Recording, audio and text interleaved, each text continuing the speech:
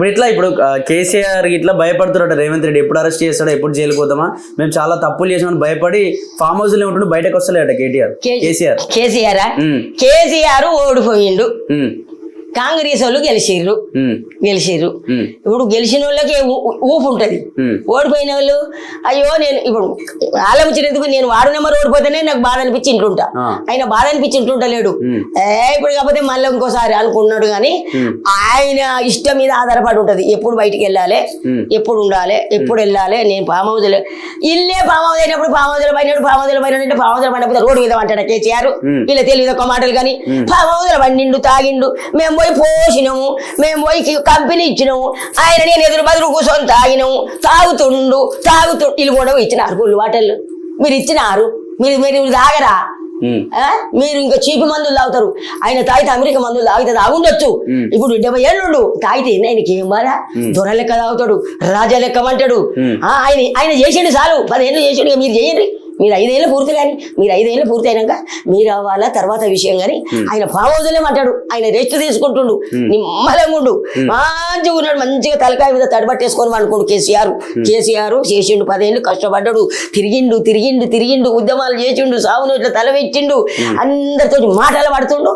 ఆయన farm house ఉంటాడు. ఆయన ఎప్పుడల్లా పాము పుట్టల ఎండాకాలం పుట్టల పడ్డది, ఆనలు పడ్డప్పుడు చల్లదనానికి పుట్టలకెళ్ళి బుస్సు అని పడిగిపోయినప్పుడు ఎంతమంది కాటెట్టుందో అది మీకు తెలియదు.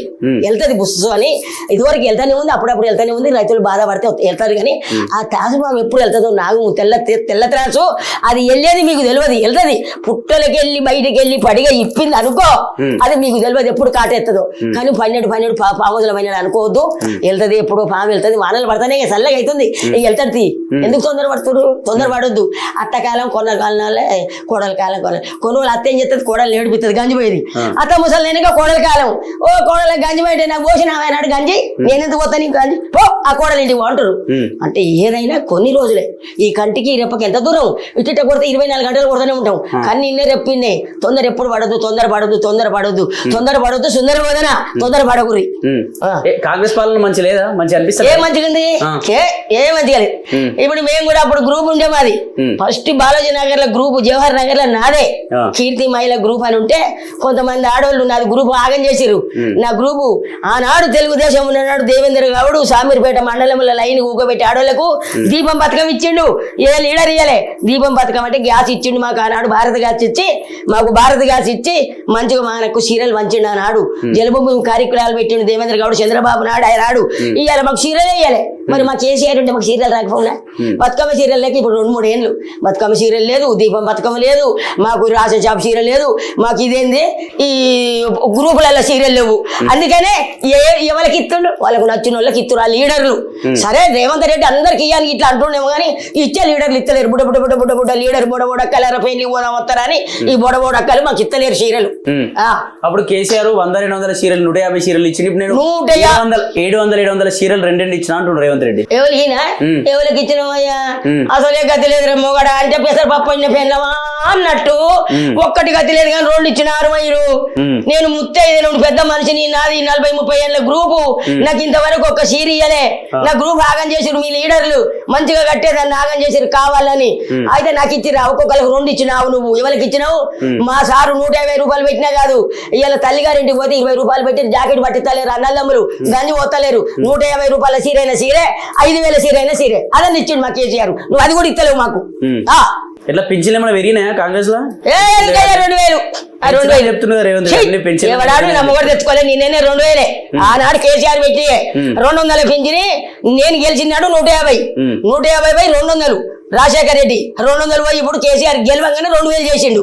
అదే 2000 వట్టి విక్రమార్క ఇట్లా మీరు ఇప్పుడు కేసీఆర్ ఇచ్చే 2000 కావు, నేను గెలవంగానే 4000 ఇస్తున్నా అందరికి. వికలాంగులకు 5000, మీకు 4000 2000. పెద్ద మాటలు అన్నీ ఉన్నాయి. అడుగులు కడపలు దాటుతలేవు వాళ్ళకి, అన్నీ ఉన్నాయి మాటలు లేవు. 2000 అయిపోయిందట బీఆర్ఎస్ పని అయిపోయింది. ప్రజలు కూడా బీఆర్ఎస్ పార్టీ అంటలేరే. మొత్తం ఇంకా 20 ఏళ్ళు రేవంత్ రెడ్డి సీఎం అట, ఇంక 20 ఏళ్ళు కాంగ్రెస్ పార్టీ అధికారంలో ఉంటుందట. అరే నేనేమన్నా అది వాళ్ళ వాళ్ళ అభిప్రాయం అది, వీళ్ళ అభిప్రాయం ఇది.